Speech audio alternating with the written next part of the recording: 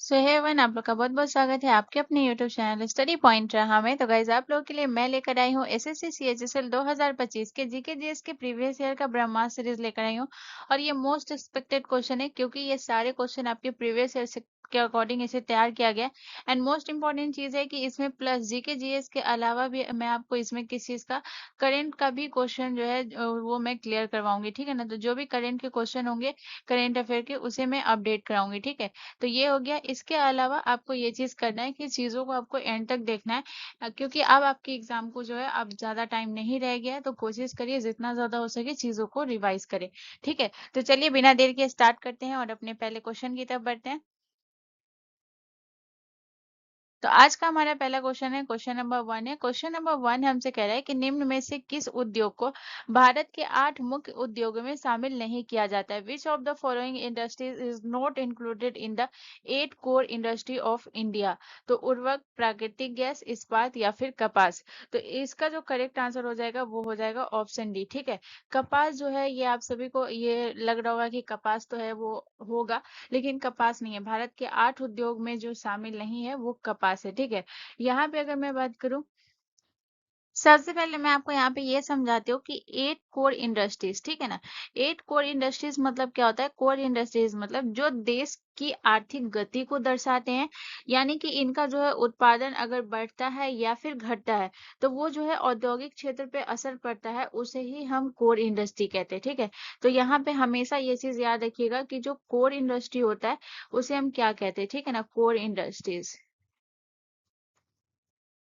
ठीक है, core industries. तो इसके बारे में आपको क्या याद रखना है कि इसका उत्पादन अगर बढ़ता है या घटता है तो औद्योगिक क्षेत्र पर असर पड़ता है। ठीक है, इसके उत्पादन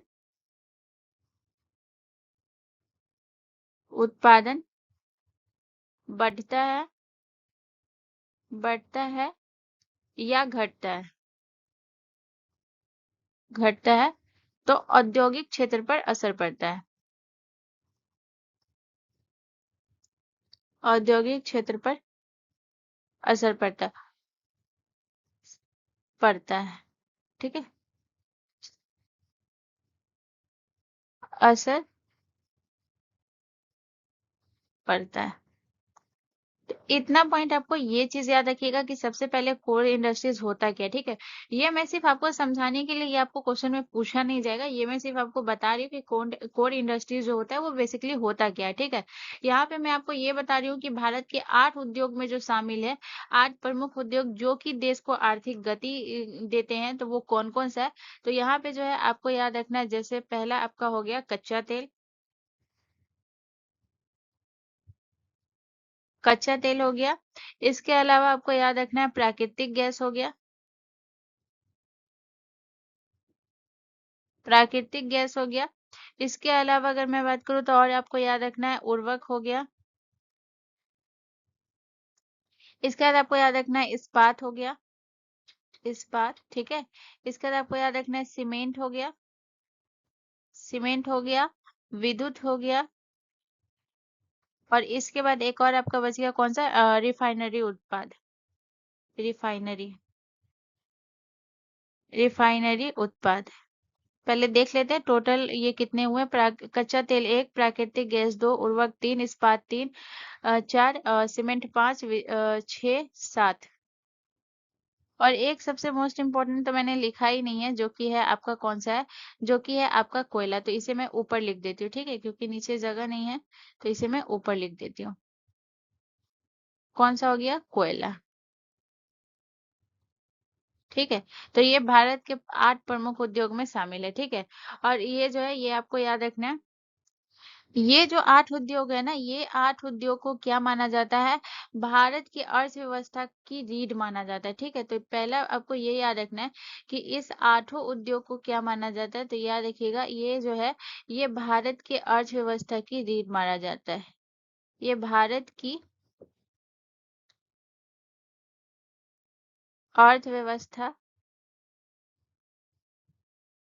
अर्थव्यवस्था की रीढ़ है ये उद्योग। ठीक है, रीढ़ माना जाता है। और इसे भारत की अर्थव्यवस्था की रीढ़ क्यों माना जाता है? क्योंकि इनका जो आईआईपी में योगदान है वो 40.27% है, ठीक है। क्योंकि इसका आईआईपी में योगदान जो है, आईआईपी में योगदान है वो कितना है?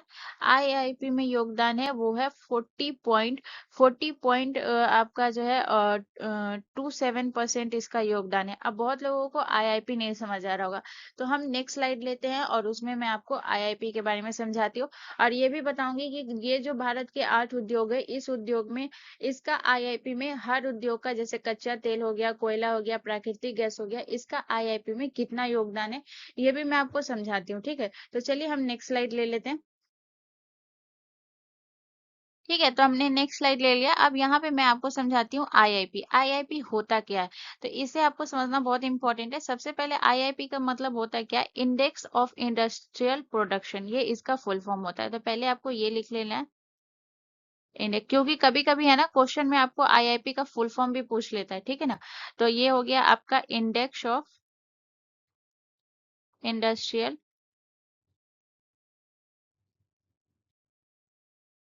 इंडस्ट्रियल और ये हो गया आपका प्रोडक्शन, प्रोडक्शन, ओके। तो यहाँ पे बस मैं आपको ये बता रही हूँ, अगर मैं इसका हिंदी में भी लिखा देती हूँ, हिंदी में इसका क्या मतलब होता है? इंडेक्स ऑफ इंडस्ट्रियल प्रोडक्शन, यानी कि ये हो गया औद्योगिक उत्पादन सूचकांक, औद्योगिक उत्पादन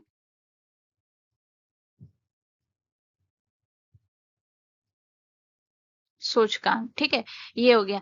अब इसमें क्या होता है कि इसमें ये जो है आपका ये बताता क्या है? ये बताता है कि भारत में जो उद्योगों का उत्पादन कितना हो रहा है, यानी कि जैसे कि आपकी जो है फैक्ट्रियां हो गई, खदानें हो गई, या फिर कोई भी बिजली संयंत्र से कितना माल बन रहा है, ये जो है ना आईआईपी ये बताता है, ठीक है। याद लीजिए कि अगर मैं बात करती हूँ कि जैसे कि फॉर एग्जांपल अभी मैं बोलूँ कि मान लेते हैं, अभी सिर्फ मैं आपको ये समझा रही हूँ कि मान लेते हैं कि अगर मैं बोलूँ कि जो इस्पात है यानी कि स्टील है, तो स्टील का आईआईपी में योगदान कितना है? तो फॉर एग्जाम्पल मैं आपको समझा रही हूँ, इसका आईआईपी समझा रही हूँ। मान लेते हैं कि स्टील जो है, स्टील यानी कि इस्पात, ठीक है। स्टील का आईआईपी में आईआईपी में योगदान कितना है? 17.92 है, ये करेक्ट डेटा मैं ले रही हूँ, ठीक है ना। स्टील का जो है आईआईपी में योगदान 17.92 है, तो हम इसको बोल सकते हैं, इसका मतलब ये हो गया कि जो ये जो उद्योग है, स्टील उद्योग, इसका पूरे औद्योगिक उत्पादन में जो है ये कितना हिस्सा है? 80% हिस्सा सिर्फ स्टील उत्पादन से आता है, ठीक है। आईआईपी ये आपको बताता है, ठीक है ना। यानी कि जो है पूरे उत्पादन में, यानी पूरे उत्पादन में जो है औद्योगिक उत्पादन में, पूरे औद्योगिक उत्पादन में जो है स्टील का योगदान कितना है? इस्पात से कितना होता है? वो 18% होता है, ठीक है ना। तो ये इसका मतलब ये हो गया। तो यहाँ पे ये लिख लीजिए, भारत भी लिख लीजिए, ठीक है ना। भारत के पूरे, पूरे नहीं कुल लिखिए, ज्यादा बेटर रहेगा। भारत के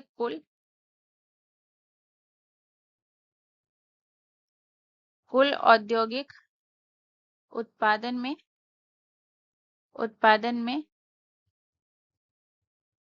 कितना हो गया? लगभग कह सकते हैं, लगभग, लगभग जो है 80%, ठीक है ना। 18% जो है आपका ये जो है इस्पात उद्योग से आता है, 18% इस्पात उद्योग से आता है। इस्पात यानी कि स्टील उद्योग से आता है, स्टील उद्योग से आता है, ठीक है। तो यही जो है ना, इस टाइप के प्रश्न बहुत ज्यादा एग्जाम में रहते हैं, और यहाँ पे जो है बहुत ज्यादा लोगों को प्रॉब्लम होता है, सही से नहीं समझ पाते। तो जैसे मैंने यहाँ पे अभी आपको बताया था कि जो है टोटल 8 उद्योग में जो है 8 प्रमुख उद्योग जिसे भारत की अर्थव्यवस्था की रीढ़ माना जाता है, जो कि कौन कौन था, और यहाँ पे मैं ये बताऊंगी कि आईआईपी में उनका योगदान कितना था, ठीक है। तो पहला मैंने लिखाया था जैसे कि कोयला। तो अगर मैं बात करूँ कोयला, कोयला का जो है आईआईपी में योगदान कितना है? तो कोयला का आईआईपी में योगदान है, यानी कि जो है भारत के कुल औद्योगिक उत्पादन में लगभग, कोयला का उत्पादन अगर मैं बात करूँ तो 11% है, लेकिन मैं एक्यूरेट लिखा देती हूँ तो एग्जाम में ये रहेगा। तो अगर 11% भी आएगा तो आप वहां पे आंसर कर पाएंगे, ठीक है। इसके बाद जो है दूसरे नंबर पे मैंने आपको लिखाया था, कौन सा था? कच्चा तेल। कच्चा तेल। तो कच्चा तेल का आईआईपी में कितना योगदान है? इसका है 8.98%। तो ये आपको लगभग एग्जाम में 9% ही देगा, ठीक है। उसके बाद अगर मैं बात करूँ, आपका तीसरा कौन सा है? तीसरा है आपका प्राकृतिक गैस, ठीक है। इसका आईआईपी में योगदान कितना है? तो इसका है प्राकृतिक गैस का 6.88%। सॉरी, रेड कलर ले लेती हूँ वरना दिक्कत हो जाएगा, ठीक है। 6.88% इसका योगदान है, ठीक है। इसके अलावा और मैंने कौन सा लिखा था? चौथे नंबर पे आपको याद रखना है, जैसे कि आपका हो गया उर्वरक, ठीक है। उर्वरक हो गया। तो इसका कितना है? तो उर्वरक का हो गया, इसका जो है आपका 2.63% है, 2.63% है, ठीक है। इसके बाद अगर मैं बात करूं और कौन सा हो गया, इसके बाद जो है आपका रिफाइनरी उत्पाद हो गया। रिफाइनरी, रिफाइनरी उत्पाद। तो रिफाइनरी उत्पाद की अगर मैं बात करूँ, इसका योगदान कितना है? तो रिफाइनरी उत्पाद का है 28 पॉइंट जो है 04% है, ठीक है। 28.04% है।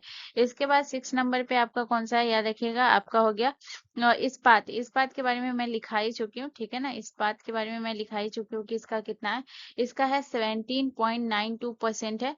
और इसके बाद जो है इस्पात हो गया आपका। इसका सीमेंट और विद्युत बच गया, ठीक है। सीमेंट, सीमेंट, सीमेंट का कितना है? तो सीमेंट का है आपका हो गया कितना? कितना था? 5.37 था, ठीक है। 5.37 था। और लास्ट आपका बच गया एक है 8वें नंबर पे, कौन सा हो गया? विद्युत, विद्युत। तो विद्युत का कितना है? विद्युत का है 19.85% है। आप देखेंगे तो सबसे ज्यादा आपको रिफाइनरी में जो है, सबसे ज्यादा उत्पाद में सबसे ज्यादा आईआईपी में इसका योगदान है। रिफाइनरी से ज्यादा उत्पादन होता है। औद्योगिक भारत के कुल उत्पादन में सबसे ज्यादा रिफाइनरी से हो गया, विद्युत से हो गया। इसके बाद जो है आपके कोयला से हो गया, कच्चा तेल से हो गया, इस्पात से हो गया। ये सबसे जो है ना ज्यादा है, ठीक है। तो इतना पॉइंट याद रखें। होपफुली मैंने ऐसा कुछ नहीं लिखा हो जिसमें आपको कंफ्यूजन हुआ हो। ये जो पॉइंट है ना, ये मैं सर्कल कर देती हूँ। ये आईआईपी के बारे में है, ठीक है। ये जो है ना, ये आईआईपी के बारे में है। ये मैं समझाई हूँ, ये जितना भी पॉइंट मैं समझाई हूँ, ये आपको आईआईपी के बारे में समझाई हूँ, और इसे मैं सर्कल कर दे रही हूँ ताकि आप लोगों को नोट करने में दिक्कत ना हो, ठीक है। चलिए नेक्स्ट क्वेश्चन की तरफ। अगला क्वेश्चन हमारा क्वेश्चन नंबर 2 है। क्वेश्चन नंबर 2 कह रहा है कि प्रत्यक्ष विदेशी निवेश एफडीआई वैश्वीकरण का एक प्रमुख पहलू है। भारत जैसे विकासशील देशों के लिए एफडीआई का प्रमुख लाभ क्या है?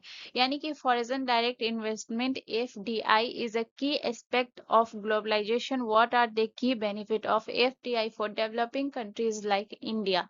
तो इसका करेक्ट आंसर क्या होगा? कर में वृद्धि, मुद्रा में अवमूल्यन, प्रौद्योगिकी और रोजगार तक पहुंच, या फिर ऑप्शन डी व्यापार घाटा। तो इसका जो है ग्लोबलाइजेशन करने का जो है सबसे बड़ा जो है ये विकासशील देशों के लिए एफडीआई का लाभ ये है कि ये जो है प्रौद्योगिकी और रोजगार तक पहुंच का इसका सबसे बड़ा है, ठीक है ना। ऑप्शन सी हमारा करेक्ट आंसर हो जाएगा। तो यहाँ पे सिर्फ एक ही लाभ नहीं है। जैसे अगर मैं बात करूँ कि ये जो है इसका लाभ है, जैसे कि कोई भी फैक्ट्री लगाता है या फिर कोई शाखा खोलता है या फिर कोई उत्पादन करता है, तो इसमें क्या होता है? इसमें जो है सबसे ज्यादा लाभ क्या होता है? जैसे कि रोजगार मिलता है, ठीक है ना। रोजगार मिलता है। इसके बाद जो है नई तकनीक का जो है शुरुआत होता है, यानी आगमन होता है। इसके बाद जो है अगर मैं बात करूँ तो ये जो है कौशल विकास होता है। तो ये जो है इसके लाभ है, ठीक है ना। अगर मैं लाभ की बात करूँ, इसका लाभ क्या क्या है? लाभ, ठीक है। तो इसके लाभ क्या क्या है? जैसे कि अगर मैं बात करूं, नई तकनीक का आगमन हुआ। कोई भी अगर नई फैक्ट्री लगाएगा या कोई शाखा खोलेगा, तो वो क्या हो गया? नया तकनीक हो गया। तो नए तकनीक का हो गया, नए तकनीक का आगमन होगा। क्योंकि यहाँ पे क्या है? यानी कि फॉरेन डायरेक्ट इन्वेस्टमेंट, यानी कि फॉरेन जो है वो लाएगा तो वो कोई नया ही तकनीक होगा। नई तकनीक का आगमन। इसके अलावा अगर मैं बात करूँ, दूसरा कौन सा लाभ हो जाएगा? जैसे रोजगार के भी अवसर। अगर कोई भी फैक्ट्री खोलेगी तो रोजगार मिलेगा ना। तो रोजगार का अवसर मिलेगा ही मिलेगा। तो रोजगार का अवसर मिलेगा, ठीक है। इसके बाद जो है कोई भी चीज जो होगी उसकी उत्पादन क्षमता में वृद्धि होगी। उत्पादन क्षमता में वृद्धि। तो ये जो है ये इसके लाभ है, ठीक है ना। तो ये पॉइंट आपको याद रखना है, लाभ। चलिए नेक्स्ट क्वेश्चन की तरफ। अगला क्वेश्चन हमारा क्वेश्चन नंबर 3 है गाइस। क्वेश्चन नंबर 3 कह रहा है निम्नलिखित में से कौन सी एक नदी का उद्गम पश्चिमी घाट से होता है? तो कौन सी नदी का उद्गम पश्चिमी घाट से होता है? Which of the following rivers originate from the Western Ghat? तो कहाँ से ओरिजिनेट होता है? जो वेस्टर्न घाट से जो ओरिजिनेट होता है वो कौन सी नदी है? नर्मदा नदी, लूनी नदी, बनास नदी या फिर मांडवी नदी? तो इसका जो करेक्ट आंसर हो जाएगा वो हो जाएगा ऑप्शन डी, हमारा करेक्ट आंसर हो जाएगा मांडवी नदी। ठीक है, मांडवी नदी जो है ये पश्चिमी घाट से ओरिजिनेट होती है। तो यहाँ पे अगर मैं बात करूँ तो सबसे पहले जो है मांडवी नदी के बारे में हम बात करेंगे। तो याद रखिएगा कि ये जो है इसे गोवा की जीवन रेखा कहा जाता है। इस नदी को गोवा की जीवन रेखा,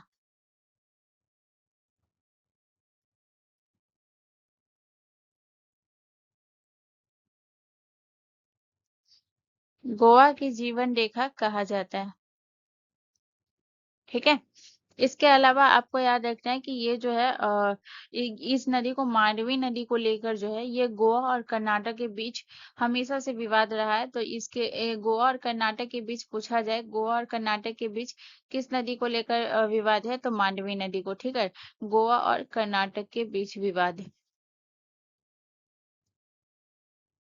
कर्नाटक के गोवा और कर्नाटक के बीच विवाद। ठीक है, गोवा और कर्नाटक के बीच विवाद है। तो इस विवाद को क्या कहा जाता है? तो याद रखिएगा इस विवाद को महाद्वयी जल विवाद कहते हैं। ठीक है, महाद्वयी जल विवाद कहते हैं। इस विवाद को महाद्वयी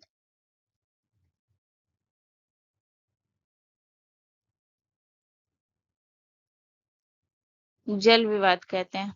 ठीक है, इसके अलावा अगर मैं बात करूँ तो याद रखिएगा कि ये जो है आपकी इस नदी का जो प्रवाह होता है वो कहाँ कहाँ से होता है? तो सबसे पहले प्रवाह की अगर मैं बात करूँ, प्रवाह मार्ग, ठीक है। तो परवाह मार्ग की अगर मैं बात करूँ तो ये नदी जो परवाह करती है सबसे पहले इसका उद्गम जो होता है वो गोवा से होता है। तो ये गोवा गोवा से बहती हुई, मैंने बोला भी है कि कर्नाटक के बीच इसका विवाद है तो कर्नाटक में भी बहती है। ठीक है, गोवा कर्नाटक और जो है अगर मैं बात करूँ और कहाँ बहती है तो ये गोवा कर्नाटक एंड महाराष्ट्र में बहती है। तो ये जो है 3 राज्यों में बहती है। ठीक है, गोवा कर्नाटक एंड महाराष्ट्र। इसके अलावा जो है आपको याद रखना है मांडवी नदी के बारे में कि गोवा की जो राजधानी है ना पणजी, पणजी जो है, पणजी, पणजी को क्या है? पणजी जो है ये गोवा की राजधानी है। गोवा की राजधानी। ठीक है, तो ये जो है इसी नदी के किनारे। ठीक है, पणजी इसी नदी के किनारे है, किनारे है। ठीक है, तो इतना पॉइंट आपको मांडवी नदी के बारे में याद रखना है। ठीक है, अब चलिए हम थोड़ा सा बात कर लेते हैं। जैसे कि अगर मैं बात करूँ तो आपको बनास नदी के बारे में बात करते हैं। ठीक है, तो बनास नदी के बारे में आपको क्या याद रखना है? बनास नदी के बारे में आपको याद रखना है ये जो ओरिजिनेट होती है यानी कि बनास नदी का जो उद्गम होता है ये कहाँ से होता है? तो बनास नदी का जो उद्गम यानी कि ओरिजिनेट होती है ये राजस्थान से होती है। ठीक है, ये कहाँ से ओरिजिनेट होती है? राजस्थान से होती है। ओके, इसके बाद आपको याद रखना है कि ये जो है इसकी जो है लंबाई, बनास नदी की लंबाई कितनी है? ठीक है, तो ये आपको याद रखना है कि बनास नदी की लंबाई जो है वो 512 किलोमीटर है। 512 किलोमीटर है। ठीक है, और ये सिर्फ एक ही राज्य में बहती है। ठीक है ना, तो याद रखिएगा ये केवल राजस्थान में बहती है,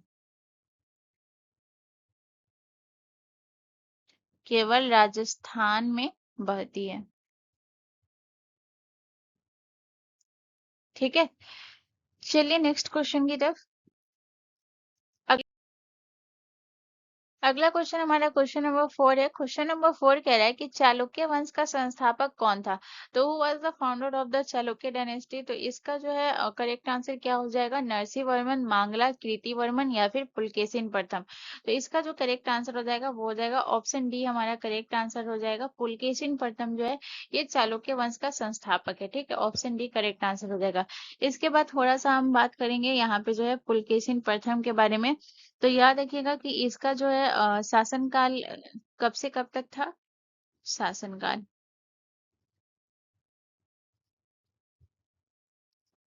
ठीक है। तो आपको याद रखना है, इनका जो शासन काल था ना वो 543 से लेकर के 566 ईस्वी तक। ठीक है, इनका शासन काल था 543 से 566 ईस्वी तक इनका शासन काल था। ठीक है। इसके अलावा याद रखिएगा कि इनके समय जो है राजधानी कहाँ थी, तो इनके समय जो चालुक्य वंश की राजधानी ही थी जो है वो कहाँ थी, राजधानी वो थी आपकी कहाँ थी, ये बतापी। बतापी यानी कि ये कहाँ था आपका, बदामी। और ये पड़ता कहाँ था, ये कर्नाटक में वर्तमान में। ओके। इसके बाद थोड़ा सा हम बात करेंगे चालुक्य वंश के बारे में। तो चालुक्य वंश के बारे में आपको याद रखना है कि सबसे पहले जो इसकी स्थापना हुई थी वो कब हुई थी, तो इसकी स्थापना जो है ये छठी शताब्दी में हुई थी, छठवीं शताब्दी में। छठी शताब्दी में हुई थी। इसके बाद याद रखिएगा कि इन इसमें जो है सबसे अगर आपसे पूछा जाए कि चालुक्य वंश का सबसे प्रसिद्ध शासक कौन सा था, तो सबसे प्रसिद्ध शासक था पुलकेशिन द्वितीय। पुलकेशिन द्वितीय जो था इन्होंने जो है हर्षवर्धन को भी हराए हुए हैं, इसलिए याद रखिएगा कि सबसे जो है याद रखिएगा पुलकेशिन प्रसिद्ध शासक, पुलकेशिन, पुलकेशिन द्वितीय। ठीक है। इसके बाद आपको याद रखना है कि इसकी जो है चालुक्य वंश की जो है शाखाएं थी, यानी कि अगर मैं ब्रांच की बात करूं, ब्रांच यानी कि शाखाएं। ठीक है। तो चालुक्य वंश की जो शाखाएं थी ना वो कहाँ कहाँ थी, तो इस ये जो है तीन इसमें डिवाइड था। ठीक है, तीन इसमें डिवाइड था। अगर मैं बताऊं तो पहला कौन सा था आपका, एक था आपका जो काल था वो 543 से लेकर 543 से लेकर के हो गया आपका 753 तक, 543 से 753 ईस्वी तक। ठीक है। 543 से 753 जो था वो था आपका जो है, इस समय जो है इसकी राजधानी क्या थी, इस समय जो राजधानी थी ना, राजधानी, राजधानी वो कहाँ थी, इस समय जो राजधानी थी वो थी बादामी में। ठीक है। इस समय राजधानी कहाँ थी, बादामी, जो कि मैं बता चुकी हूँ कर्नाटक। ठीक है। इसके बाद जो है दूसरा अगर मैं बताऊं तो दूसरा था इसका शासन काल जो है, ये पहला हो गया। दूसरा, दूसरा जो है आपको याद रखना है 973 से लेकर, ठीक है, 973 से लेकर के 1190 ईस्वी तक। ठीक है। इस समय जो है राजधानी कहाँ थी, इस समय राजधानी थी कल्याणी,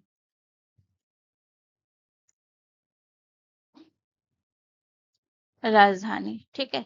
तो इस समय राजधानी कहाँ थी, इस समय राजधानी थी कल्याणी, कल्याणी, जो कि ये भी आपका कहाँ पड़ता था, ये भी आपके जो है कर्नाटक में पड़ता था। ठीक है, कर्नाटक में। और तीसरा जो है यहाँ पे लिख देती हूँ। ठीक है, तीसरा जो था जो काल था वो कौन सा था, 624 से लेकर के 624 से लेकर करके 1075 ईस्वी तक। ठीक है। तो ये था, इस समय जो है राजधानी कहाँ थी, तो इस समय जो राजधानी थी वो थी वेंगी, राजधानी। ठीक है। तो इस समय राजधानी कहाँ थी, वेंगी। और वेंगी कहाँ पड़ता था, ये पड़ता था अरुणाचल प्रदेश, ये कहाँ पड़ता था, अरुणाचल में, अरुणाचल प्रदेश में। ठीक है। तो इसकी तीन शाखा थी, इस तीनों का काल याद रखिएगा। और जो है आपको याद रखना है कि इस समय जो है इसकी राजधानी कहाँ थी। ठीक है, इतना पॉइंट आपको याद रखना है। चलिए नेक्स्ट क्वेश्चन की तरफ चलते हैं। अगला क्वेश्चन हमारा क्वेश्चन नंबर 5 है। क्वेश्चन नंबर 5 कह रहा है कि लोकप्रिय बाघ गुफा चित्र डैश में पाए जाते हैं। तो लोकप्रिय बाघ गुफा चित्र, the popular Bagh cave painting are founded in Madhya Pradesh, Himachal Pradesh, Sikkim या फिर ओडिशा। तो इसका जो करेक्ट आंसर हो जाएगा वो हो जाएगा बाघ जो है सबसे ज्यादा कहाँ लोकप्रिय है, मध्य प्रदेश में। ठीक है ना। तो बाघ से जब भी अगर कोई पॉइंट आएगा कि सबसे ज्यादा जो है वो बाघ कहाँ है, तो वो भी मध्य प्रदेश में पाया जाता है। बाघ गुफा क्षेत्र भी है, तो ये आपका मध्य प्रदेश है। तो इस तरीके से आप याद रखिएगा। और याद रखिएगा ये जो बाघ गुफा है ये मध्य प्रदेश के कौन से जिले में है? तो ये जो बाघ गुफा है ना ये मध्य प्रदेश के जो है धार जिले में स्थित है।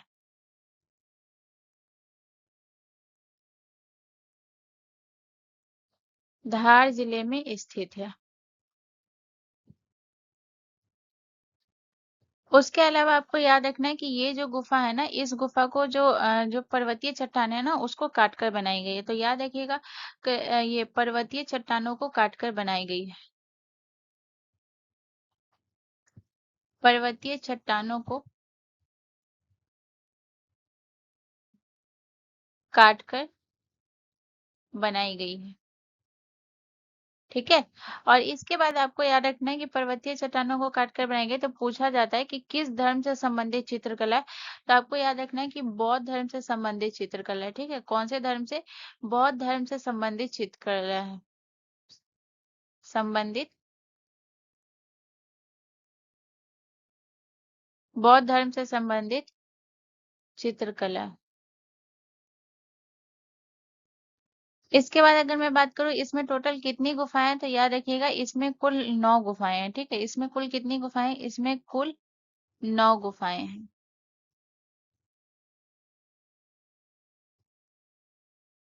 इसमें कुल 9 गुफाएं हैं। ठीक है। इसके बाद आपको याद रखना है इसमें कुल 9 गुफाएं हैं। तो ये जो है इसकी जो चित्र जो है इसमें इसमें जो चित्र है ना वो किससे मिलती जुलती है? तो याद रखिएगा अजंता शैली की जो झलक से है ना ये मिलती जुलती है। तो याद रखिएगा ये जो है इसमें जो चित्र है ना ये अजंता अजंता अजंता शैली से मिलती जुलती है।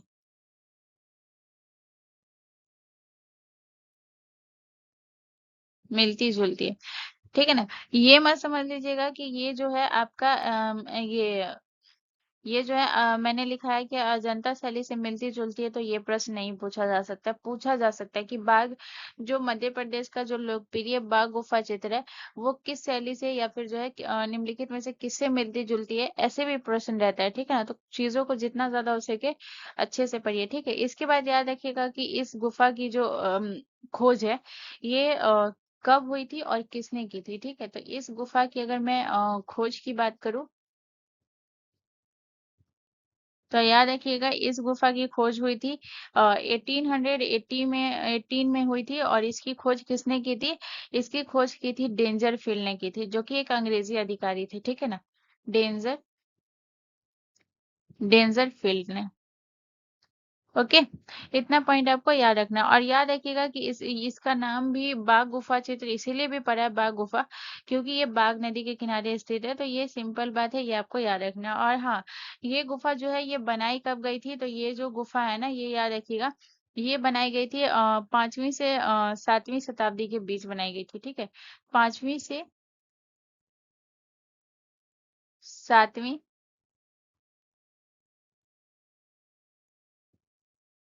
शताब्दी के बीच बनाई गई थी। ठीक है। चलिए नेक्स्ट क्वेश्चन की तरफ। अगला क्वेश्चन हमारा क्वेश्चन नंबर 6 है। क्वेश्चन नंबर 6 कह रहा है कि प्रवासियों के लिए भारत की पहली बीमा योजना किस राज्य द्वारा शुरू की गई थी? यानी कि क्वेश्चन आपसे बोला है कि which state has launch India first insurance scheme expatriates. तो इसका मतलब है कि ये जो पहली भारत की पहली बीमा योजना जो शुरू की है वो ऑप्शन आपका बी हो जाएगा, केरल। ठीक है। अब सबसे पहले हम ये समझते हैं कि ये जो योजना है आपका प्रवासियों के लिए जो ये योजना शुरू किया गया ये जो है क्यों किया गया है? तो इसमें जो है अगर मैं बात करूं कि इसके जो है कोई भी योजना शुरू करने से पहले उसके पीछे के कुछ उद्देश्य होते हैं, तो उस उद्देश्य को समझते हैं। ठीक है।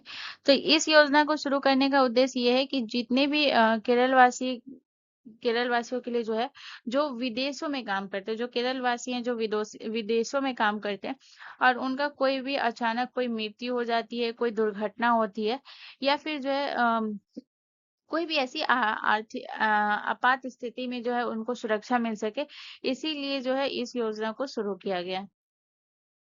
तो सबसे पहले आपको ये याद रखना है कि ये उन केरल वासियों के लिए अलग कलर ले लेते हो वरना सेम सेम हो जाएगा, है ना। ये योजना जो शुरू किया गया है ये उन केरल वासियों के लिए किया गया है, उन केरल वासियों के लिए उन केरल वासियों के लिए जो विदेश में काम करते हैं, ठीक है, जो विदेश में काम करते हैं,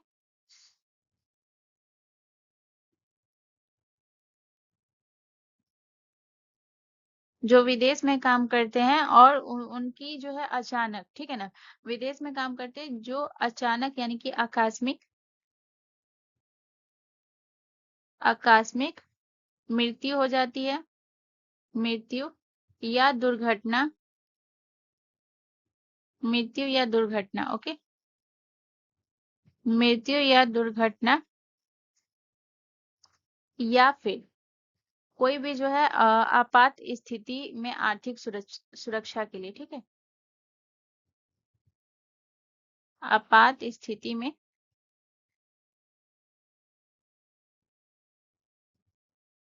आर्थिक सुरक्षा के लिए,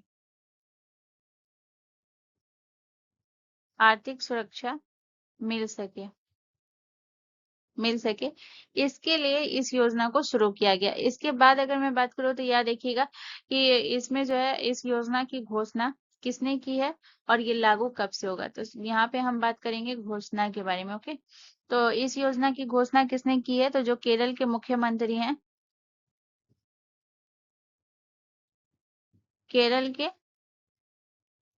मुख्यमंत्री, और केरल के मुख्यमंत्री का नाम क्या है, तो केरल के मुख्यमंत्री का नाम है ये पिनराई विजयन,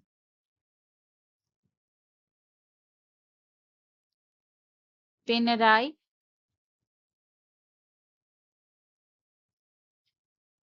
विजयन। और ये जो घोषणा है इसके बाद जो अगला याद रखिएगा कि ये घोषणा लागू कब से होगा, तो याद रखिएगा ये योजना लागू होगा 1 नवंबर से, 1 नवंबर से लागू होगा, ठीक है। इसके बाद अगर मैं बात करूँ तो यहाँ पे आपको एक पॉइंट और याद रखना है कि जो है भारत में जो है प्रवासी दिवस भी मनाया जाता है, तो याद रखिएगा प्रवासी भारतीय दिवस जो है ये हर साल कब मनाया जाता है, 9 जनवरी को मनाया जाता है। तो यहाँ पे मैं लिख देती हूँ प्रवासी, प्रवासी भारतीय दिवस, भारतीय दिवस कब मनाया जाता है गाइस, तो याद रखिएगा 9 जनवरी को, हर साल 9 जनवरी को, हर साल 9 जनवरी को, ओके। तो इतना पॉइंट आपको याद रखना है। चलिए नेक्स्ट क्वेश्चन की तरफ। अगला क्वेश्चन हमारा क्वेश्चन नंबर 7 है। क्वेश्चन नंबर 7 कह रहा है कि पौधों के बीच की अनावृति भूमि घास फूस की एक जैविक परत से ढकी होती है, ठीक है ना, यह मिट्टी की नमी को बनाए रखने में सहायक होता है। यह प्रक्रिया कौन सी है, ठीक है ना। The bare ground between plant is covered with a layer of organic matter like a straw. It helps to retain soil moisturiser, identify the process. तो यहाँ पे जो है ऑप्शन अगर आप देखेंगे तो जो इंग्लिश वाले होंगे थोड़ा सा उनको दिक्कत होगा। तो यहाँ पे समोच्च निर्माण, मृदा मिश्रण, पलावरण और समोच्च जोताई।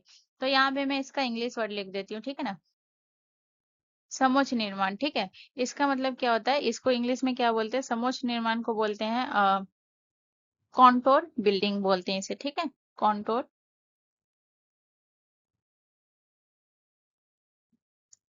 Building, okay. इसके बाद अगर मैं बात करूँ ये जो है मृदा मिश्रण जो हो गया, इसे हम कहते हैं आपका soil mixing, soil mixing, okay. और इसके बाद जो है आपका पर्यावरण हो गया, इसे हम क्या बोलते हैं, इसे हम बोलते हैं आपका mulching, mulching, okay, mulching, mulching, okay. And जो है ये आपका समोच्च जुताई मतलब हो गया आपका जो है आपका कॉन्टोर प्लॉन्गिंग,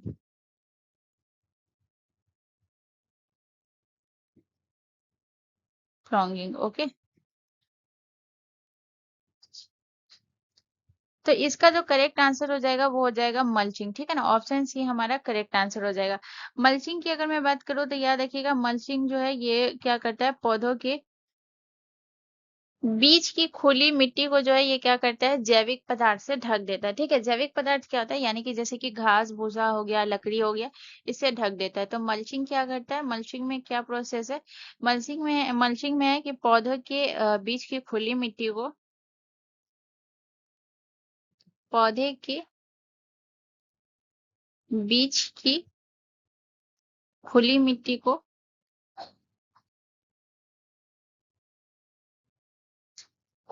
को किसी जैविक पदार्थ से ढक देता है।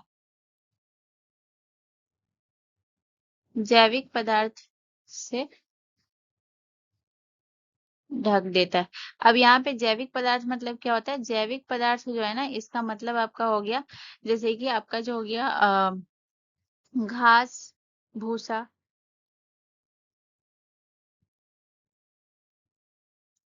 घास भूसा, लकड़ी, ये सब जो है ना आपका जैविक पदार्थ हो गया, ठीक है। इसमें जो है ये क्या होता है, इसके करने से ये क्या होता है कि जो आपके जो है ये मिट्टी के तापमान को ये जो ढक देता है, इससे जो, तो याद रखिएगा मिट्टी के तापमान को नियंत्रित करता है, ठीक है। तो इसके बारे में आप नोट कर लीजिएगा। ये मैं यहाँ पे तो जगह नहीं है इसलिए मैं नहीं बता सकती। सबसे पहले जो है मल्चिंग जो करता है, ये जैविक पदार्थ से जो ढक देता है, तो ये क्या करता है, मिट्टी के तापमान को नियंत्रित यानी कि संतुलित रखता है। इसके अलावा जो है मिट्टी का जो कटाव होता है उसको रोकता है और मिट्टी में नमी बनाए रखता है। ये इसका काम होता है, ठीक है ना। ये जो मल्चिंग करता है, तो मल्चिंग होने से इसका जो है क्या फायदा है, तो इसमें जो है लिख ही देती हूँ मैं, ठीक है ना। मिट्टी की नमी को बनाए रखता है, पहला काम इसका ये होता है। मिट्टी की नमी बनाए रखता है। ओके। इसके अलावा जो है अगला इसका काम क्या होता है, ये जो है मिट्टी के कटाव को रोकता है। मिट्टी के कटाव को रोकता है। एंड हाँ, सेकेंड चीज, आप थर्ड आप पॉइंट यहाँ पे नोट कर लीजिएगा कि ये मिट्टी के तापमान को संतुलित भी रखता है, ठीक है ना, मल्चिंग आपका। तो इतना पॉइंट याद रखिएगा। इसके बाद जो है आपका, जैसे कि आपका जो सॉइल मिक्सिंग हो गया, मृदा मिश्रण हो गया, यानी कि कोई भी जो खाद हो गया, उसको जो है कोई भी तत्व को जो है मिट्टी में मिलाने से वो क्या हो गया, सॉइल मिक्सिंग हो गया। इसके बाद जो है आपका जो, अगर मैं बात करूँ कॉन्टोर बिल्डिंग, तो कॉन्टोर बिल्डिंग की अगर मैं बात करूँ तो ये क्या करता है, ढलानों पर जो है ना, ये क्या करता है, बांध बनाने का काम जो है ये किसका होता है, इसका होता है, ठीक है ना। और जो है समोच्च जुताई की अगर मैं बात करूँ, तो ये ढलानों के साथ साथ जो है ये क्या करता है, जुताई करने का काम इसका होता है, ठीक है। तो ये आप समझ रहे हैं। चलिए नेक्स्ट क्वेश्चन की तरफ। अगला क्वेश्चन हमारा क्वेश्चन नंबर 8 है। क्वेश्चन नंबर 8 कह रहा है कि भारतीय संविधान के किस अनुसूची में दल बदल विरोधी कानून दिया गया है? तो anti defection law is given in which schedule of India constitution? तो दूसरी अनुसूची में, 10वीं अनुसूची में, चौथी अनुसूची में, या फिर जो है आपका तीसरी अनुसूची में? तो इसका जो करेक्ट आंसर हो जाएगा, दल बदल से संबंधित जो प्रावधान दिया गया है वो आपके 10वीं अनुसूची में दिया गया है। सबसे पहले तो यह आपको याद रखना है कि जो आपका दल बदल है, विरोधी कानून है, इसे जोड़ा गया था, ठीक है। तो इसके लिए एक संविधान संशोधन हुआ था, ठीक है, जो कि कौन सा संविधान संशोधन हुआ था, 52वां संविधान संशोधन के द्वारा इसे जोड़ा गया था, ठीक है। 52वां संविधान 52वां संविधान संशोधन के द्वारा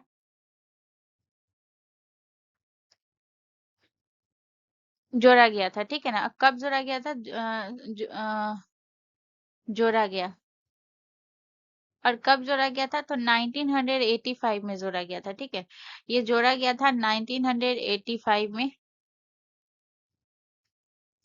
कौन सी अनुसूची में, 10वीं अनुसूची में, 10वीं अनुसूची में।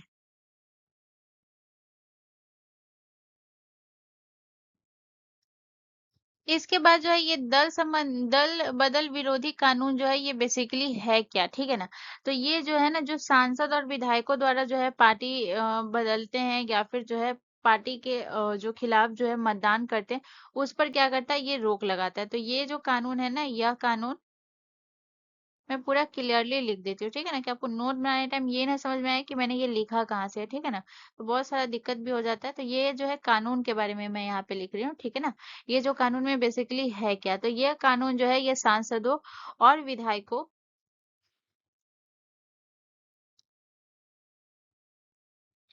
सांसदों और विधायकों द्वारा पार्टी बदलने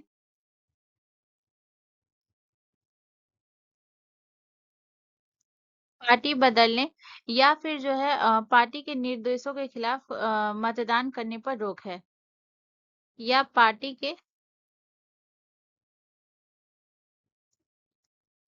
के निर्देशों के खिलाफ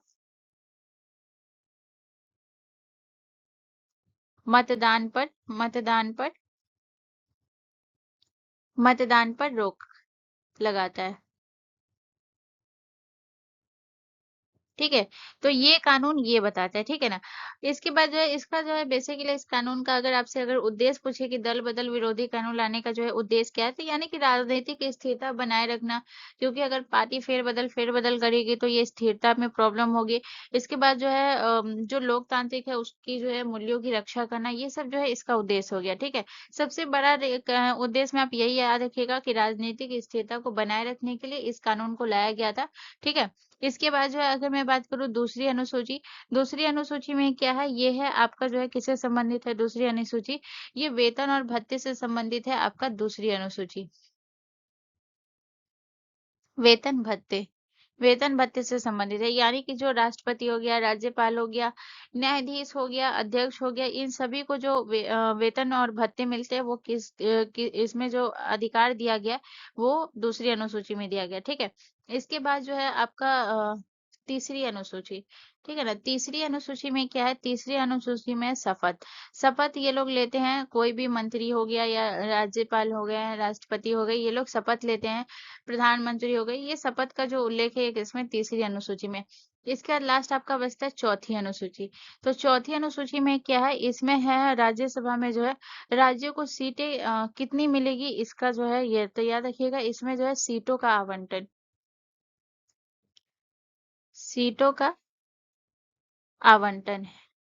आवंटन। और इसमें जो है यानी कि मतलब कि जो राज्यसभा में जो है राज्यों को कितनी सीटें मिलेगी इसका विवरण किया गया है, जैसे एग्जाम्पल के तौर पे, और इसका विवरण जो है राज्यों को सीटें कितनी दी जाएगी, ये किस आधार पे दी जाती है, ये जनसंख्या के आधार पे दी जाती है। ठीक है, सीटों का आवंटन जो है ये किस आधार पे होता है, जनसंख्या के आधार पे होता है, जनसंख्या के आधार पे। यानी कि सबसे ज्यादा जनसंख्या, एग्जाम्पल के तौर पे अगर मैं मान लेती हूँ, आपको मैं समझा रही हूँ, जनसंख्या के आधार पे सबसे ज्यादा जो है जनसंख्या क्या, उत्तर प्रदेश है, तो उत्तर प्रदेश में आप देखेंगे कितनी ज्यादा सीटें है, सबसे ज्यादा सीटें जो है वो कहाँ है, उत्तर प्रदेश में। तो यही है, यानी कि जिस राज्य की जनसंख्या सबसे ज्यादा होगी तो सीट उसकी उतना ही होगी, यानी इसमें सीटों का आवंटन उसी प्रकार करना है, ये जो बताया गया ये किसमें, चौथी अनुसूची में। ठीक है, चलिए नेक्स्ट क्वेश्चन की तरफ। अगला क्वेश्चन हमारा क्वेश्चन नंबर 9 है। क्वेश्चन नंबर 9 कह रहा है कि भूमि अनुदान के कारण गुप्तोत्तर समाज में किस वर्ग को अधिक महत्व प्राप्त हुआ है, which class gain more importance in the post Gupta society due to land grants. तो क्षत्रिय, वैश्य, ब्राह्मण या फिर शूद्र। तो इसका जो करेक्ट आंसर हो जाएगा वो हो जाएगा ऑप्शन सी, हमारा करेक्ट आंसर हो जाएगा ब्राह्मण। ब्राह्मण में कौन थे, ब्राह्मण में पुजारी और कौन से वर्ग आते हैं, पुजारी और विद्वान वर्ग।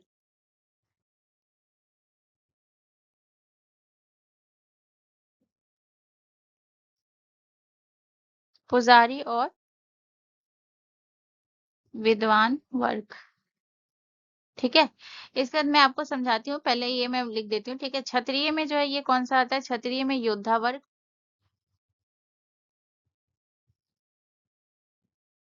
योद्धा वर्ग है। ठीक है, इसके बाद वैश्य में कौन है, वैश्य में है आपका व्यापारी वर्ग।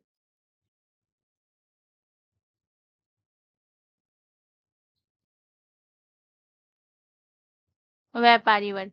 और शूद्र में जो है ये आपका कौन सा वर्ग है, शूद्र में है आपका श्रमिक वर्ग।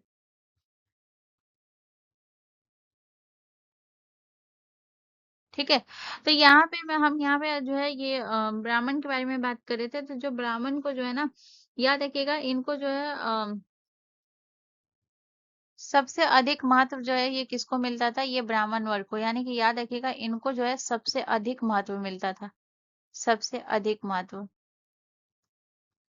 ठीक है, इसके अलावा आपको याद रखना है कि इनको जो है याद रखिएगा इनको प्रशासनिक अधिकार भी मिलते थे, यानी कि न्याय करना हो गया, जुलूस करना हो गया, ये सब जो है सॉरी कर वसूलना हो गया, ये सब जो है ये किसका हो गया, ये सब जो है ब्राह्मण को ही मिला था, ठीक है ना। तो याद रखिएगा कि ये जो है सबसे पहले तो आपको ये याद रखना है कि जो राजाओं के द्वारा जो है ब्राह्मणों को कर मुक्त भूमि दी जाती थी। राजाओं राजाओं द्वारा ब्राह्मणों को ब्राह्मणों को कर भूमि दी जाती थी।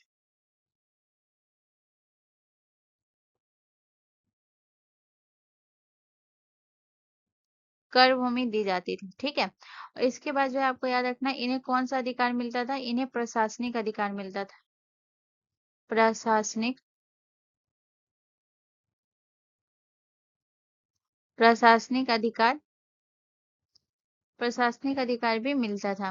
तो प्रशासनिक अधिकार में क्या होता है, प्रशासनिक अधिकार जैसे कि आपका हो गया ये न्याय करना। इसके बाद जो है कर वसूलना, ये सब जो है इनका ब्राह्मण को काम था, ठीक है ना। तो याद रखिएगा, इतना पॉइंट आपको याद रखना, और इसमें जो है राज्य का कोई भी हस्तक्षेप नहीं होता था, ठीक है। चलिए नेक्स्ट क्वेश्चन की तरफ। अगला क्वेश्चन हमारा कौन सा, क्वेश्चन नंबर 10 है। क्वेश्चन नंबर 10 कह रहा है कि कौन सा क्षेत्र क्रस्ट और मेंटल को अलग करता है। Which zone separates the crust and mantle. Gutenberg असंतता, कॉनराड ये जो है मोहरोविकिक, और आखिरी है आपका रेप्टी। तो कौन सा है, तो इसका जो करेक्ट आंसर हो जाएगा ना, वो हो जाएगा आपका सी, करेक्ट आंसर हो जाएगा। मोहरोविकिक असंतता जो है ये आपका करेक्ट आंसर हो जाएगा, ठीक है। इसके बारे में हम सबसे पहले याद रखेंगे, तो ये जो है जो आपका ऊपरी मेंटल होता है ना, ऊपरी मेंटल जो है ना, इसके ऊपर आपका जो है ये होता है, ठीक है ना। तो याद रखिएगा, ये जो है मोहरोविक असंतता है, ये ऊपरी मेंटल के ऊपर स्थित होता है। ऊपरी मेंटल के ऊपरी मेंटल के ऊपर स्थित होता है।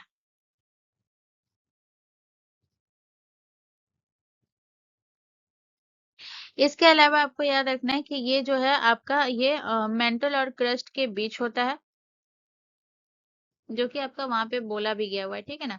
फिर भी मैं यहाँ पे लिख देती हूँ ताकि नोट करने टाइम आपको याद रहे। मेंटल और क्रस्ट के बीच होता है, बीच स्थित होता है, ओके।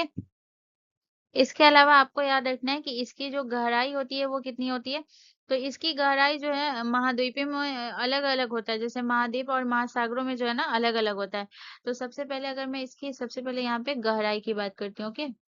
गहराई, तो इसकी गहराई जो है ना ये कितना होता है, 35 किलोमीटर जो होता है, 35 किलोमीटर। तो 35 किलोमीटर जो होता है ना, ये कहाँ होता है, ये महाद्वीपों में होता है, महाद्वीपों में। और इसके बाद जो है अगर मैं बात करूँ आपका जो है अगला, याद रखिएगा 5 से 10 किलोमीटर, ठीक है। 5 से 10 किलोमीटर जो होता है वो महासागरों में होता है,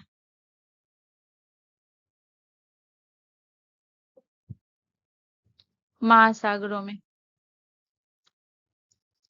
इसके बाद जो है आपका गुटेनबर्ग असंतता, ठीक है ना। तो इसके बारे में आपको क्या याद रखना है, गुटेनबर्ग असंतता जो है ये आपके आउटर कोर के ऊपर स्थित होता है, ठीक है ना। याद रखिएगा, ये जो है आपके आउटर कोर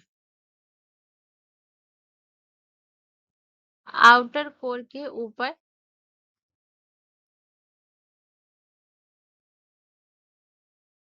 स्थित होता है।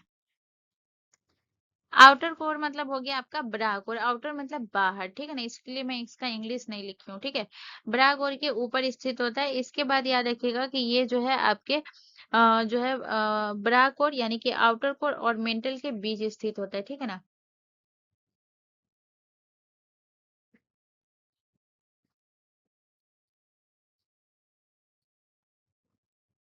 आउटर कोर हो गया, इसे करेक्ट कर देती हूँ, okay. Outer core,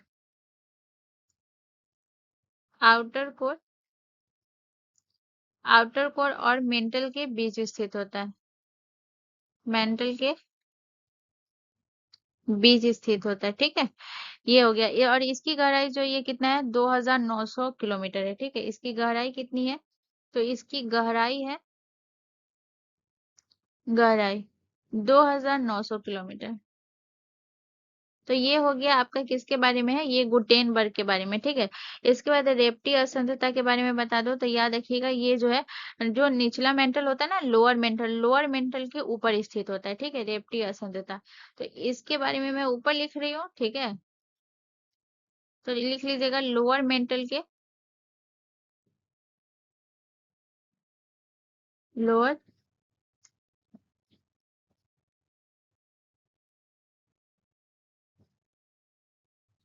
lower mental के ऊपर स्थित होता है,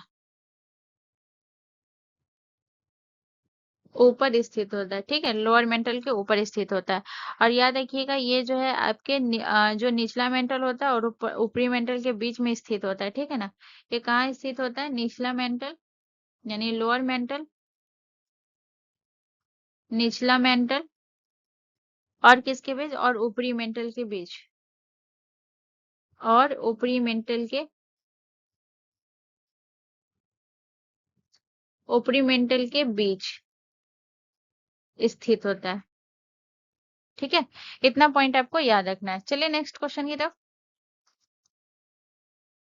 अगला क्वेश्चन हमारा क्वेश्चन नंबर 11 है। क्वेश्चन नंबर 11 हमसे कह रहा है कि बोमडीला दर्रा किस राज्य में स्थित है।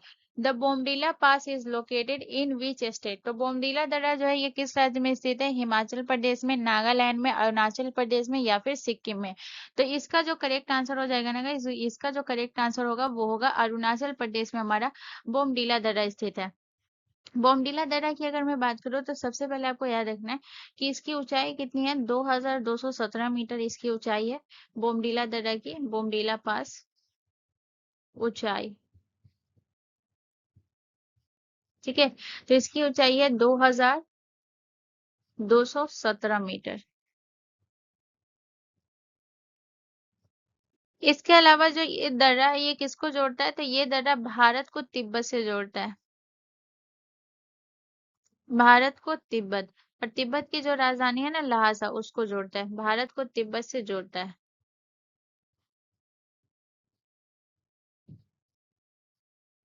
इसके बाद हम याद रखेंगे कि अरुणाचल प्रदेश के जो है अन्य दर्रे जो हैं कौन कौन से हैं, अन्य दर्रे अरुणाचल प्रदेश के, अरुणाचल प्रदेश के।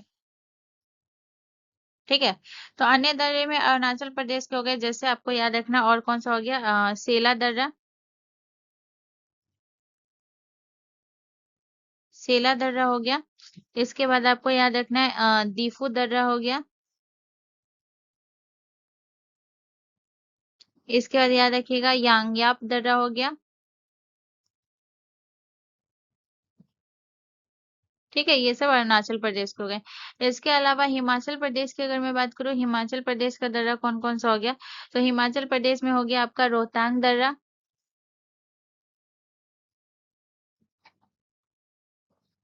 रोहतांग दर्रा। इसके अलावा आपको याद रखना है और कौन सा दर्रा हो गया आपका, सिपकिला दर्रा।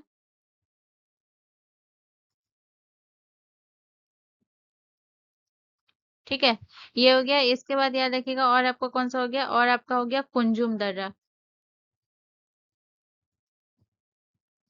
हालांकि ज्यादा रोहतांग और सिपकिला दर्रा ही पूछता है, ठीक है ना, कुंजुम दर्रा। इसके बाद अगर मैं बात करूँ आपका जो है नागालैंड, नागालैंड का कौन सा दर्रा है, तो नागालैंड का दो दर्रा आपको याद रखना है सिर्फ, एक है सारामती दर्रा, और दूसरा है आपका पुली बाजे दर्रा। सारामती, सारा माती, ओके, सारा माती दर्रा। और दूसरा कौन सा है, पुली बाजे, पुली बाजे दर्रा, ओके। इसके बाद जो है आपका सिक्किम, सिक्किम में कौन कौन सा दर्रा है, तो सिक्किम का दर्रा आपको याद रखना है। ठीक है, नाथुला दर्रा हो गया, नाथुला दर्रा हो गया। इसके बाद याद रखिएगा आपका जो है जिलेपला दर्रा, जिलेपला, जिलेपला दर्रा। ठीक है, ये सिक्किम का हो गया। चलिए नेक्स्ट क्वेश्चन की तरफ। अगला क्वेश्चन हमारा क्वेश्चन नंबर 12 है। क्वेश्चन नंबर 12 कह रहा है कि मानसून पूर्व अवधि के दौरान भारत के किस भाग में संवहनीय वर्षा सामान्य है? In which part of India is convectional rainfall common during the pre monsoon period? तो इसका जो करेक्ट आंसर हो जाएगा वो हो जाएगा छोटा नागपुर का पठार। ठीक है, अब छोटा नागपुर का पठार क्यों होगा ये भी मैं बताऊंगी, लेकिन इससे पहले आपको समझना पड़ेगा कि संवहनीय वर्षा जो होती है ये मतलब होता क्या है, ये क्या होता है। तो सामान्य वर्षा जो है ना ये होता है जब सूर्य की जो गर्मी होती है ना, गर्मी से जो धरती की सतह यानी कि जो जमीन होता है, जो धरती की सतह जो है वो गर्म होती है, और गर्म होने से क्या होता है, जो इससे क्या होती है, हवा है ना ऊपर उठती है, और हवा ऊपर उठती है तो ये ठंडी हवा ऊपर होती है। ठीक है, ठंडी होकर ये हवा ऊपर उठती जाती है, और फिर ये क्या करती है, बादल बनाती है, और फिर बादल बनाने के बाद जो है ना ये वर्षा होती है। तो इसे ही हम कौन सा वर्षा कहते हैं, इसे हम कन्वेक्शनल रेनफॉल यानी कि संवहनीय वर्षा कहते हैं। और खासकर ये जो वर्षा होगी ये दोपहर के समय होगी। ठीक है ना, और ये भी वर्षा, इसकी खासियत ये होती है कि ये मानसून से पहले होती है। खासकर ये वर्षा आपको मानसून से पहले यानी कि मार्च, अप्रैल और मई, ये 3 मंथ में आपको ये वर्षा ज़्यादा देखने को मिलेगा।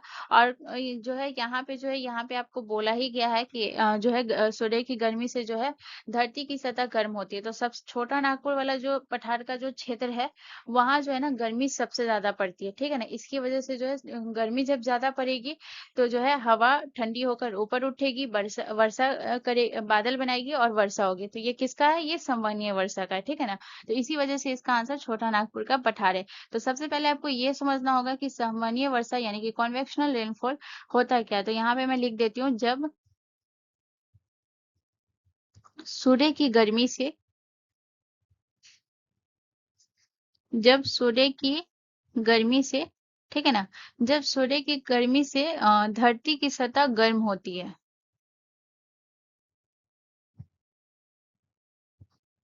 धरती की सतह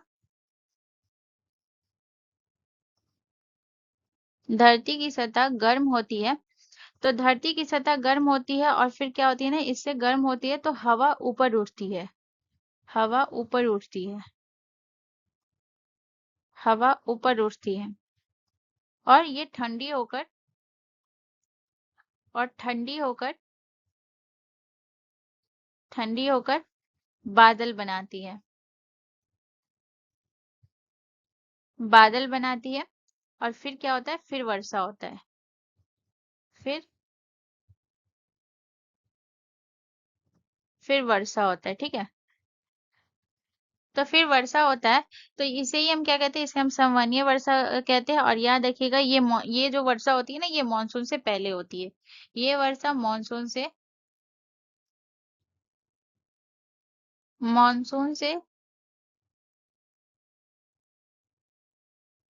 ये वर्षा मानसून से पहले होती है। ठीक है ना, मार्च, अप्रैल और मई। इसके बाद आपको याद रखना है कि ये जो है, तो छोटा नागपुर के पठार में जो है खासकर ये वर्षा होती है। तो छोटा नागपुर के पठार के क्षेत्र में आपको कौन कौन सा आ जाता है, जैसे छोटा नागपुर का पठार जो है ये कहाँ कहाँ तक फैला हुआ है, जैसे झारखंड हो गया, इसके बाद आपका जो है पश्चिम बंगाल हो गया,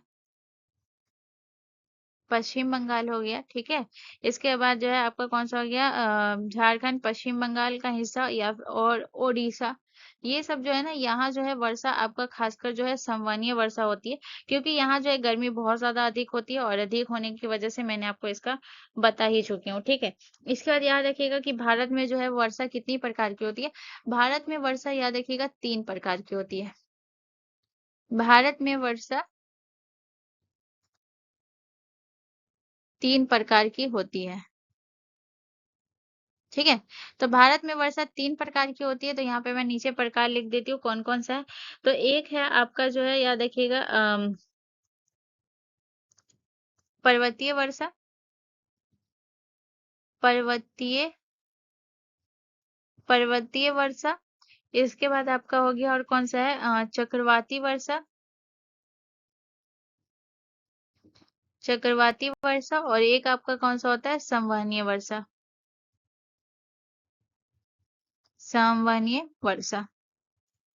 ठीक है, चलिए नेक्स्ट क्वेश्चन की तरफ।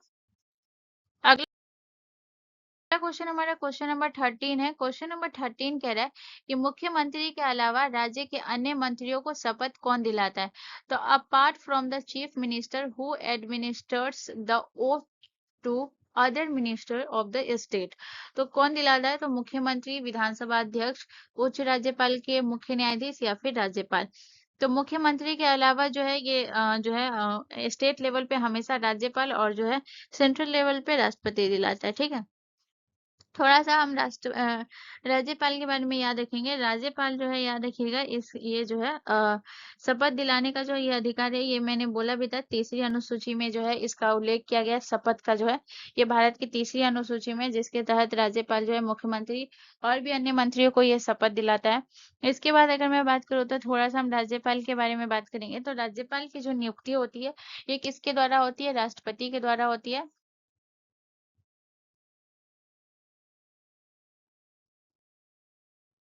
नियुक्ति, ठीक है। इसकी नियुक्ति किसके द्वारा होती है? राष्ट्रपति के द्वारा।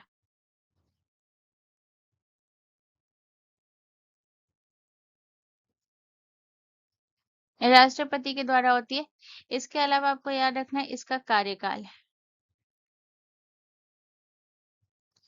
इसका कार्यकाल होता है 5 वर्ष।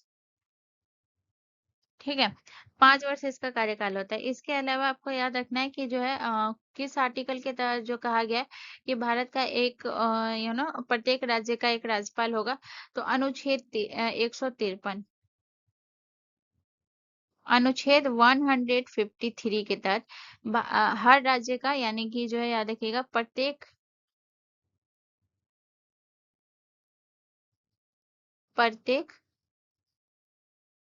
ठीक है, प्रत्येक राज्य में एक राज्यपाल होगा।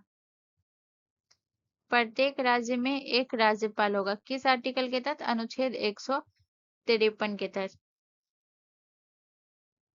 प्रत्येक राज्य में एक राज्यपाल होगा। ठीक है, इसके अलावा अगर मैं बात करूँ तो यहाँ पे आपको याद रखना है कि राज्यपाल को जो है कौन कौन सी शक्तियां प्रदान है। तो राज्यपाल को है, एक है कार्यपालिका शक्ति है।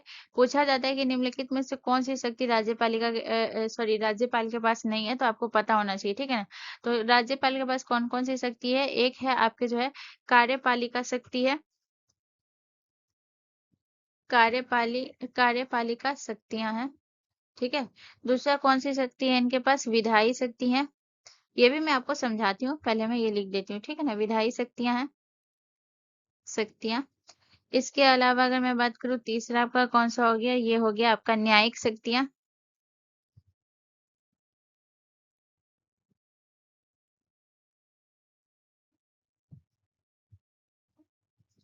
और चौथा कौन सा हो गया? चौथा हो गया आपका विवेकाधीन शक्तियां। विवेका विवेकाधीन शक्तियां। ठीक है, कार्यपालिका शक्तियां यानी कि मुख्यमंत्री और जो है अन्य मंत्रियों की जो ये नियुक्ति करता है, ये कार्यपालिका शक्ति है। इसके बाद जो है राज्य की सुरक्षा और कानून व्यवस्था को बनाए रखना, ये सभी कार्यपालिका शक्ति के अंतर्गत आती हैं। विधायी शक्तियां की अगर मैं बात करूँ तो विधानसभा का सत्र बुलाना हो गया, स्थगित करना हो गया, भंग करना हो गया, या फिर जो है कोई भी विधेयकों को मंजूरी देना हो गया, या फिर राष्ट्रपति के पास भेजना हो गया, ये सब इनकी विधायी शक्तियां हुई।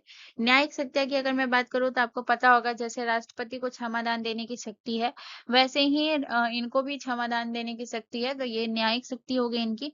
ठीक है ना, लेकिन राज्य के कानून के तहत। ओके, और जो है विवेकाधीन शक्तियों की अगर मैं बात करूँ तो जैसे कि सरकार के गठन में जो है जब बहुमत स्पष्ट नहीं होता है, तब उस समय जो है इसका जो है कौन सी शक्तियां? विवेकाधीन शक्तियां होती है। तो ये सब है राज्यपाल के बारे में। ठीक है, चलिए नेक्स्ट क्वेश्चन की तरफ। अगला क्वेश्चन हमारा क्वेश्चन नंबर 14 है। क्वेश्चन नंबर 14 कह रहा है कि अक्टूबर 2025 में उच्च उत्पादकता और लंबे रेशे वाले कपास की खेती को बढ़ावा देने के लिए सरकार द्वारा कौन सा मिशन शुरू किया गया था? Which mission was launch by government in October 2025 to promote high yield long staple cotton cultivation? तो इसका करेक्ट आंसर क्या हो जाएगा? इसका करेक्ट आंसर हो जाएगा आपका ऑप्शन ए आपसे बोल रहा है बेहतर कपास पहल, ऑप्शन बी आपसे बोल रहा है कपास क्रांति मिशन, ऑप्शन सी आपसे बोल रहा है व्हाइट गोल्ड मिशन, या फिर ऑप्शन डी कपास उत्पादकता मिशन। तो इसका जो करेक्ट आंसर होगा वो हो जाएगा ऑप्शन डी, आपका करेक्ट आंसर हो जाएगा कपास उत्पादकता मिशन। ठीक है, और इस मिशन को इसलिए लाया गया है, कपास की जो किस्में है ना उसको बढ़ावा देने के लिए इस मिशन को लाया गया है, ठीक है। इसके बाद जो है याद रखिएगा जो अब इसकी जो है थोड़ा सा हम कपास के बारे में बात कर लेते हैं, ठीक है। अब जब कपास के बारे में है, तो यहाँ पे थोड़ा सा हम कपास के बारे में बात करते हैं। यहाँ पे अगर मैं बात करूँ तो कपास के बारे में आपको याद रखिएगा, जो लंबा रेशा वाला जो कपास होता है ना उसके बारे में बात कर रहे हैं, लंबा रेशा, ठीक है, इसके बारे में। तो पहला पॉइंट आपको ये याद रखना है कि ये जो है आपका इसके लिए कौन सी मिट्टी सबसे ज्यादा उपयुक्त होती है, तो याद रखिएगा काली मिट्टी। तो इसके लिए मिट्टी कौन सी चाहिए, मिट्टी इसके लिए चाहिए काली मिट्टी।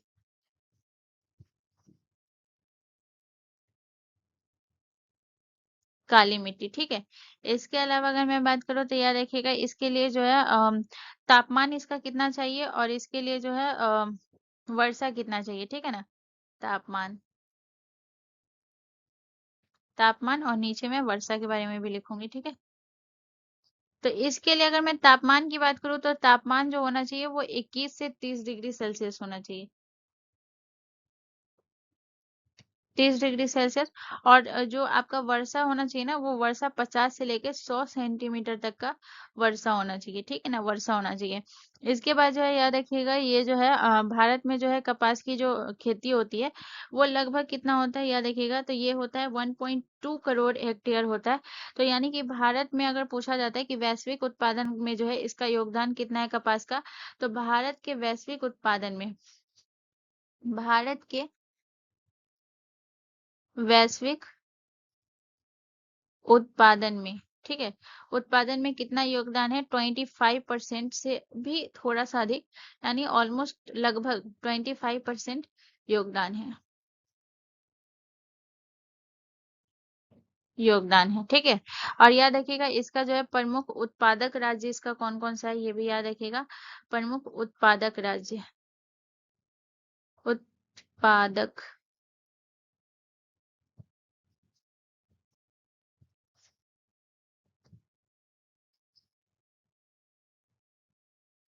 उत्पादक राज्य, ठीक है। तो प्रमुख उत्पादक राज्य में आपका हो जाएगा जैसे कि गुजरात, महाराष्ट्र, गुजरात, महाराष्ट्र, इसके अलावा आपका पंजाब, हरियाणा, पंजाब, हरियाणा, ये सब इसका प्रमुख उत्पादक राज्य है। चलिए नेक्स्ट क्वेश्चन की तरफ। अगला क्वेश्चन हमारा क्वेश्चन नंबर 15 है। क्वेश्चन नंबर 15 हमसे कह रहा है कि स्टॉक मार्केट और अन्य प्रतिभूतियों बाजारों में कारोबार को कौन नियंत्रित करता है। तो स्टॉक मार्केट और अन्य प्रतिभूति बाजारों को, the business in stock market and other securities market in is regulated by, तो भारतीय प्रतिभूति और विनिमय बोर्ड, ऑप्शन बी एकमात्र व्यापार और एक्सचेंज बैंक ऑफ इंडिया, या फिर ऑप्शन सी राज्य और एक्सचेंज बैंक ऑफ इंडिया, या फिर option D stock and exchange bank of India. तो इसका जो करेक्ट आंसर हो जाएगा वो कौन सा हो जाएगा, इसका जो करेक्ट आंसर हो जाएगा वो हो जाएगा आपका सेबी, भारतीय प्रतिभूति और विनियामक बोर्ड, ठीक है ना, सेबी, ठीक है, सेबी के अंतर्गत ये आता है। इसके बाद अगर मैं बात करूँ सेबी मतलब आपका जो है ये इसको इंग्लिश में क्या बोलेंगे, इसको इंग्लिश में बोलेंगे securities and exchange board of India, securities, securities and exchange,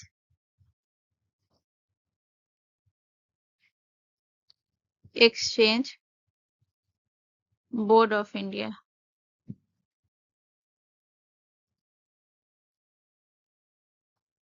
exchange board of India, ठीक है ना, भारतीय प्रतिभूति और विनिमय बोर्ड, यानी कि ये इसको इसे हम क्या बोलते हैं, इसे हम सेबी भी बोलते हैं। तो यहाँ पे अगर सेबी भी होता तो भी करेक्ट आंसर हो जाता है, ठीक है।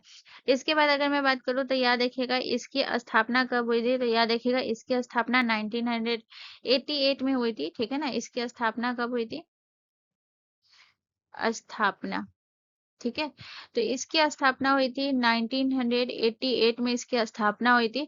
और इसे संवैधानिक दर्जा कब मिला था, सॉरी वैधानिक दर्जा कब मिला था, संवैधानिक बोली थी, ठीक है, वैधानिक दर्जा, तो याद रखिएगा, इसे मिला था, आपको याद रखना है 1992 में। ठीक है, तो इतना पॉइंट आपको याद रखना है। इसके अलावा अगर मैं बात करूँ तो यहाँ पे आपको याद रखना है कि ये जो है इसकी स्थापना की गई थी भारत में जो है पूंजी बाजार को नियंत्रित करने के लिए। ठीक है, और जो है से पूछा जाता है कि सेबी के अंतर्गत जो है ये कौन कौन सब आता है। ठीक है ना, सेबी के अंतर्गत। ठीक है, तो सेबी के अंतर्गत कौन कौन सा आता है, जैसे कि आपका हो गया stock exchange, stock exchange, exchange. ठीक है, इसके बाद आपका आ जाता है कौन सा, आपका आता है जैसे कि ब्रोकर्स, ये भी सेबी के अंतर्गत आते हैं ब्रोकर्स। इसके अलावा और कौन आता है, इसके अलावा हो गया आपका mutual fund, mutual mutual fund, ये इसी के अंतर्गत आता है। ठीक है ना, और इसका काम होता है जो प्रतिभूति बाजार का विनियमन करना और पूंजी बाजार का विकास करना। ठीक है, तो ये मेन इसका जो है काम क्या होता है, इसका कार्य क्या है, तो इसका कार्य है पूंजी बाजार का विकास, पूंजी बाजार का विकास। ठीक है, चलिए नेक्स्ट क्वेश्चन की तरफ। अगला क्वेश्चन हमारा क्वेश्चन नंबर 16 है। क्वेश्चन नंबर 16 कह रहा है कि निजीकरण आंशिक हो सकता है जिसमें निजी क्षेत्र को अल्पमत हिस्सेदारी हो सकती है, और किसी पीएसयू को निजीकृत माने जाने के लिए उसमें सरकार की हिस्सेदारी की सीमा क्या है। यानी कि privatisation can be partial with the private sector holding a minority stake. What is the government stake shares hold for a PSU to be considered privatization। तो इसमें जो है इसकी जो है पूछ रहा है आपसे कि किसी पीएसयू को निजीकृत माने जाने के लिए उसमें सरकार की हिस्सेदारी की सीमा कितनी होगी। तो इसमें जो है 51% से कम होगा। ठीक है ना, 51% से 50-50% होगा, लेकिन 51% से कम होगा, क्योंकि जब भी आप निजीकरण यानी कि प्राइवेटाइजेशन करेंगे तो वो जो है जब भी प्राइवेट सेक्टर में जो जाएगा वो ज्यादा हिस्सेदारी उनकी होगी। ठीक है ना, तो इसीलिए जो है इसमें गवर्नमेंट का जो होगा वो 51% से कम होगा। चलिए नेक्स्ट क्वेश्चन की तरफ। अगला क्वेश्चन हमारा क्वेश्चन नंबर 17 है। क्वेश्चन नंबर 17 कह रहा है कि हरित क्रांति के दौरान रासायनिक उर्वरकों का अत्यधिक उपयोग किया गया, उनके अति उपयोगों का परिणाम क्या हुआ। The chemical fertilisers were used extensively during the green revolution. What was the result of their excessive use. तो इसमें क्या हो गया, उच्च कीट प्रतिरोध हो गया, मृदा लवणता हो गया, बाढ़ हो गया, या फिर जो है फसल विविधीकरण। तो मृदा लवणता हो गया, यानी कि हो गया आपका ये इसे हम क्या बोलेंगे, सॉयल सैलिनिटी। लवणता लवणता मतलब होता है सैलिनिटी। ठीक है, तो नहीं होगा लवणता। ठीक है, तो ये हो जाएगा। इसमें अगर मैं बात करूँ तो यहाँ पे आप देखिएगा कि जो हरित क्रांति हुई थी आपका ग्रीन रेवोल्यूशन, इसमें इसका था कि जो HYV वाली जो बीज है ना और रासायनिक उर्वरक है, इसका कीटनाशक और सिंचाई के लिए इसका उपयोग करना चाहिए, लेकिन अधिक उपयोग के कारण जो है ये मिट्टी में जो है ये लवणता आ गई। ठीक है ना, और जब जो है भूमि की जो उपजाऊ शक्ति होती है ना वो कम हो गई। ठीक है, यहाँ में अगर मैं बात करूँ तो थोड़ा सा हरित क्रांति के बारे में बात करते हैं। तो हरित क्रांति की जो है शुरुआत शुरुआत हुआ था। ठीक है, तो याद रखिएगा हरित क्रांति की शुरुआत हुई थी आपका 1960 में। ठीक है, 1960 में हुई थी।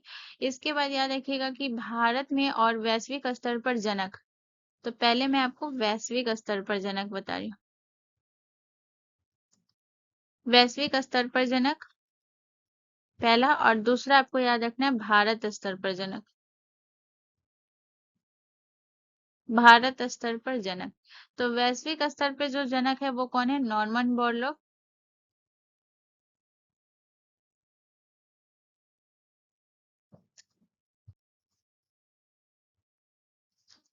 Norman Borlaug.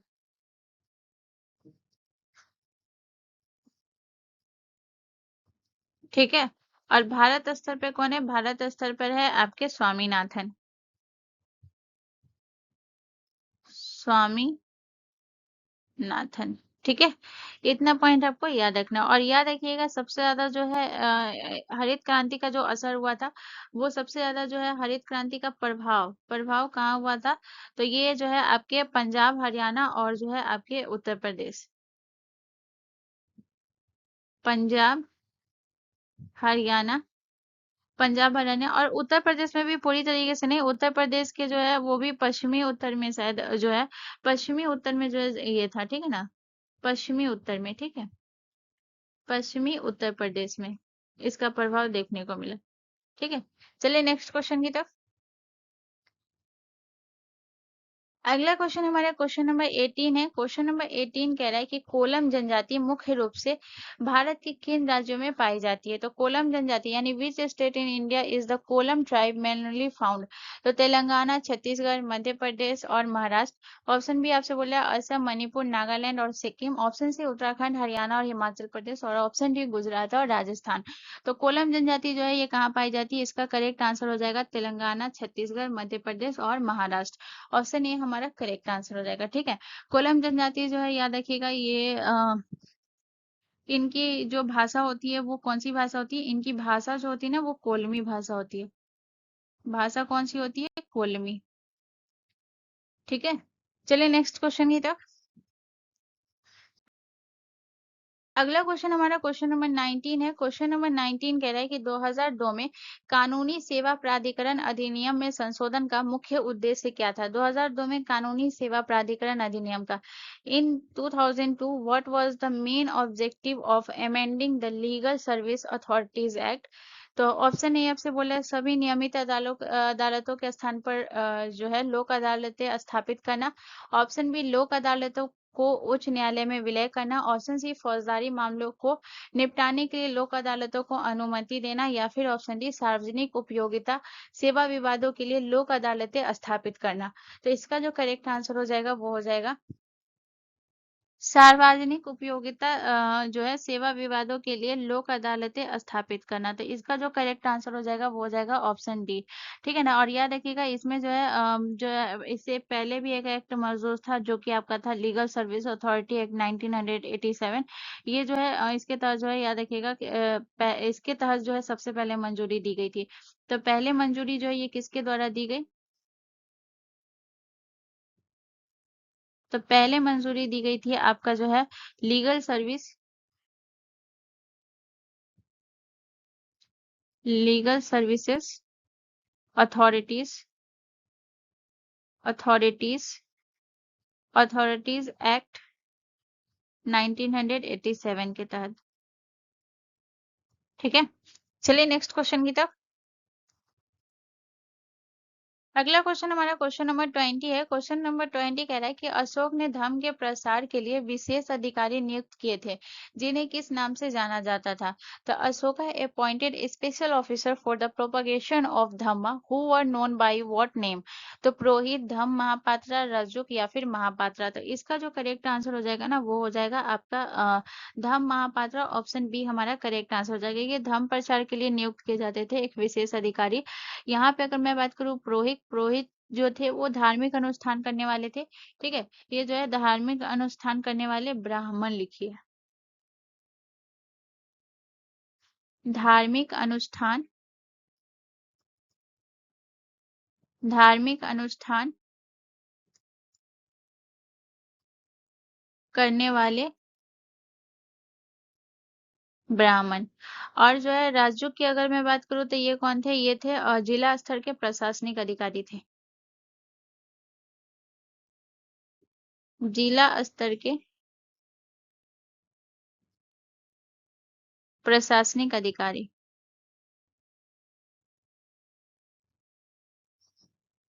प्रशासनिक प्रशासनिक अधिकारी। ठीक है, और जो है महापात्रा की अगर मैं बात करूँ तो याद रखिएगा ये थे सामान्य यानी कि एक उच्च अधिकारी थे।